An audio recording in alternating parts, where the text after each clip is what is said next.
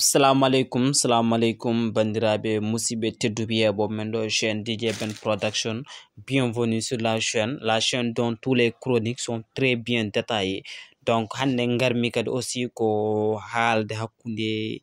FIFA VAR. Donc bien dugdeme advice parce que padnomi ko ha advice yaltin VAR mumo donc mi wawa arde mi wada. Donc avant tout mi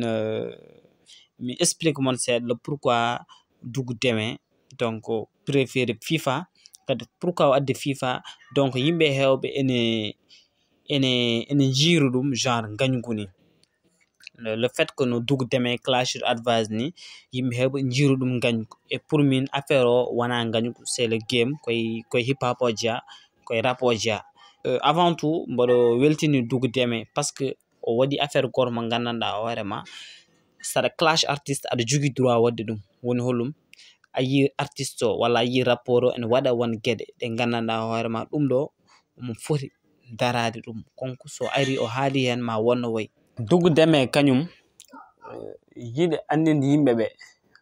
donc advice machallah Allah wonko rokkimo hande won ko hebe rappular donc ko hebi hen ko a fami donc mon wadi vidéo jodi et tout on heba des cachets et contrat et fouf machallah donc mais konko ko hollata e vidéo ji makko ko walla din genre uji a fami baade konko hande won notalité mo jogi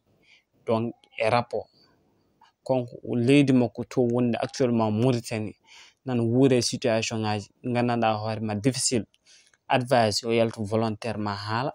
walla advice de gananda hoorema en jogi dande so wulli ma wotto yetti donc konko yo wat faire o wado den genre uji o daro darde artiste dugudeme ko ton yidi halti mais wana question na anima wala din genre uji menji mais avant comme yaltene somo FIFA enji o wadi de live bon ma won 2 wala 3 on wad avertir advice on halan advice on affaire mais enji advice wada en réagir après konkon o addi parce que dum do koy norme hip hop dia kadi no addi son wonde enji style mo addi o donc avec le beat et to wadi do donc fouf enji kadi aussi ça reste hip hop bon yimbe hewbe kadi aussi valide dum parce que yimbe hewbe cikanno ko dugdeme wa rap et tout donc sen ngarte advice avant tout min namdrom yimbe be le pourquoi advice fadi ha dugdeme yaltine FIFA mum kanyum wini yaltina VAR min c'est la première question mo namdrom avant ko bod arrêt advice c'est comme si advice ko aussi dole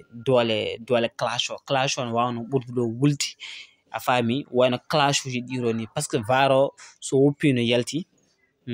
FIFA ari hen ko affaire gor kadi wat donc ma baro beedo muntuti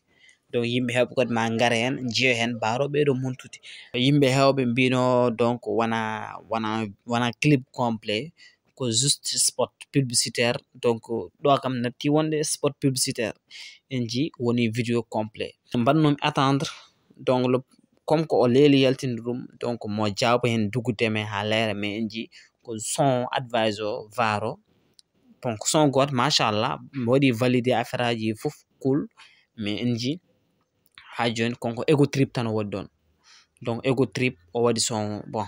en gandala pourquoi parce que njeewi peut-être so mi jumani advisor VAR adi tourner et clip dugudeme o aussi peut-être o fanno ko ha dugudeme yaltin konko no yaltin quelle que soit la situation donc onji odo affaire kadi aussi odo touche mi addar mon pour pamiron non donc on biam yon continue wadde abonné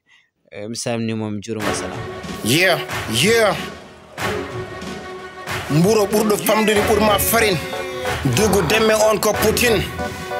jam kongo lekki roki bubri pour mana fore nyaki recrutement jumiri fit my hore baba jibinde bidde révolutionnaire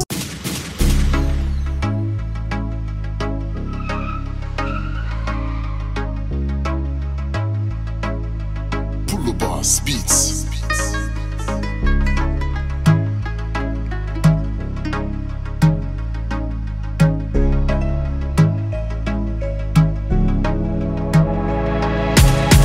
alami salani lawol faiz mo gandudo na hanki hande hedo darol godi de tati nay limata belde jimol Yeah, yeah. Mburo ɓurɗo famdude ɓurma farine. Dugu demme on ko Putin. Jam gonga. Lekki rokki ɓuɓri ɓurma nafoore. Ñaaki rokkirtuma jumiri fitma e hoore. Bama baba jibbinde ɓiɗɗo révolutionnaire.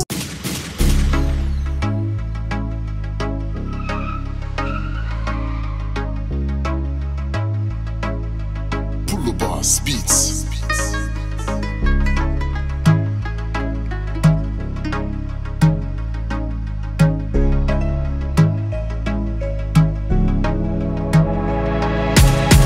Alami salani lawol faiz mo ganduɗo na hanki hande heɗo darol goɗiɗi tati nayyi a limata belde jimol.